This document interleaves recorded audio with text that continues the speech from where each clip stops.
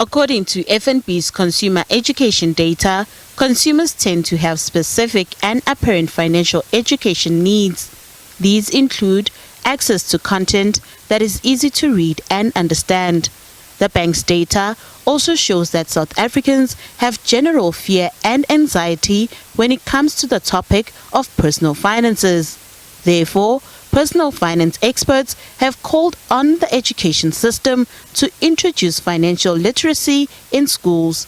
We need to, I think, really reflect on, is there enough being done on financial literacy as early on in the basic education of our children?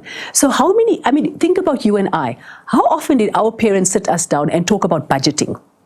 How often did they explain concepts like interest, inflation? Darshini will talk about that a bit later. So it will be important that we start to bring financial literacy in and build that competency a lot earlier. Data shows that while South Africa continues its course to do away with inequality, financial literacy remains apparent among women and the vulnerable. I think the first thing is, while as South Africa we've made progress to address inequality, there are still high inequality levels.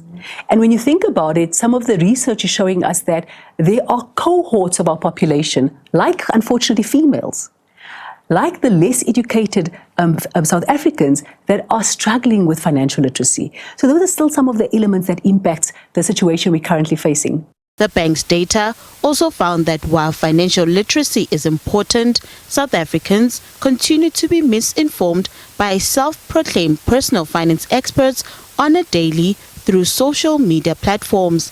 What we're seeing with social media is, as much as it's a massive benefit because content has now become so accessible to so many more people, there's also been the proliferation of misinformation through these channels. And so as an institution that is regulated and that is committed to providing factual, correct information into the market, we think we have an important role to play to also make sure that we are providing accurate information to the market so that consumers are also not being scammed and that we're able to deal with this proliferation of misinformation as a reputable source of information that consumers can go to.